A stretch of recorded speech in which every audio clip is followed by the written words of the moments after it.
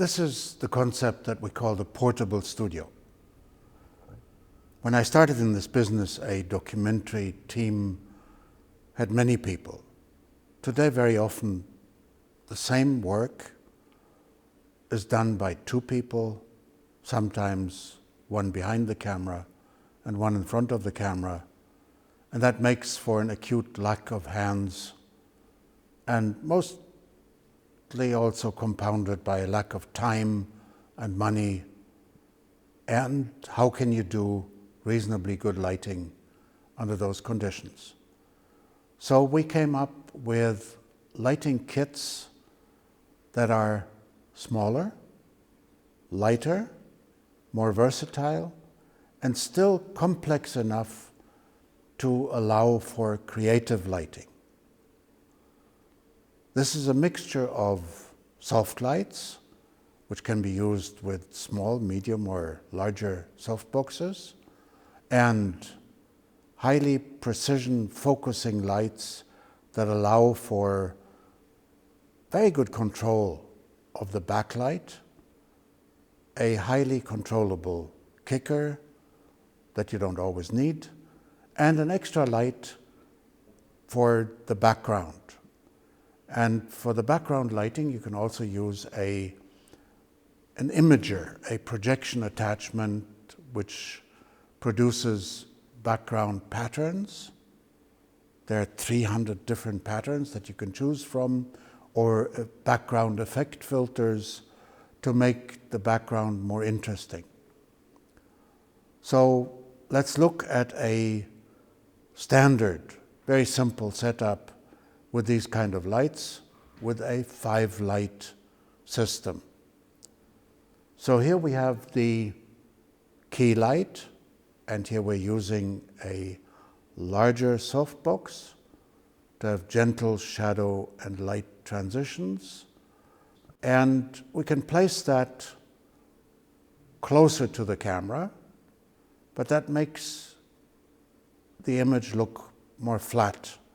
It robs it of dimension.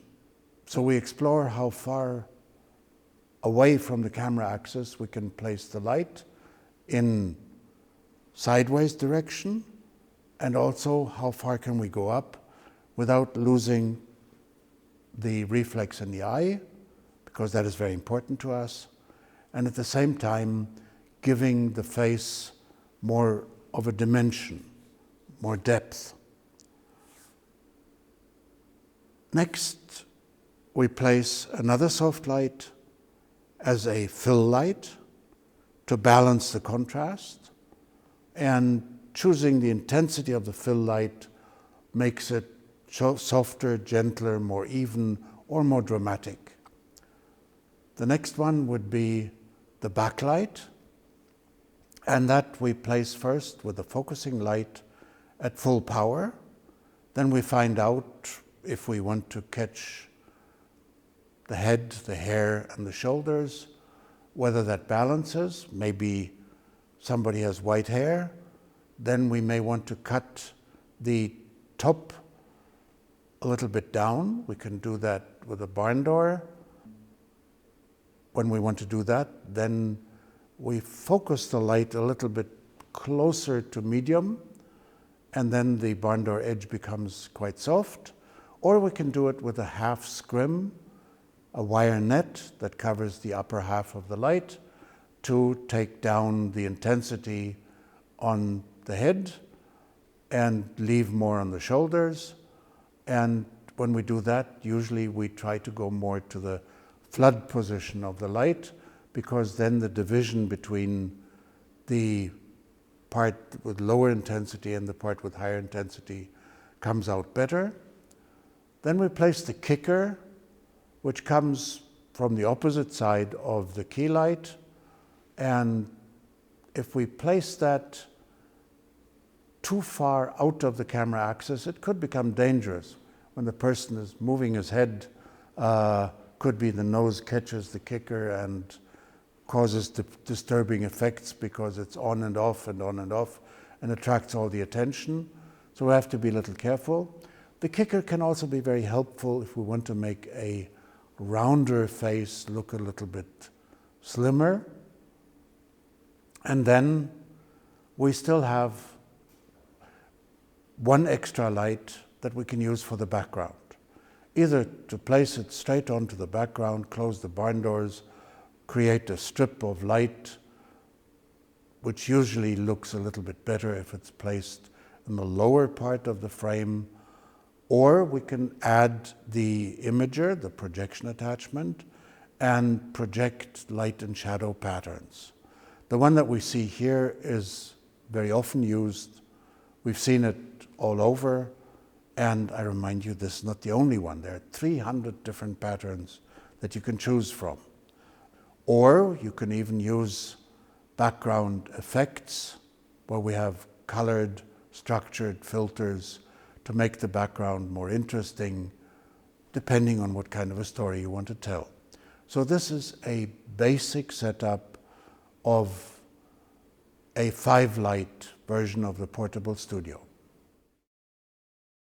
The portable studio lighting kit can also be used for many more dramatic versions of lighting. You can create even a very beautiful effect just using a single light and creating just a light and shadow outline of the person that can be very moody, and sometimes it helps to tell the story. And then you just give it a little bit of fill light to balance. So that would be one version. Another version could be to use 2 soft lights opposite each other and take them further out from the camera axis, so that the front part of the face looks a little bit darker. That can look very dramatic. It can look very interesting. It can bring out more character of a face. And then you just add a little bit of a fill in front, which could be reflected light, to give a little bit of reflection to the eye, so that the eyes don't appear dead, and just to balance the contrast a little bit. Now, if you want to learn more about how to use dedolights and what many other qualities they offer, watch our other videos.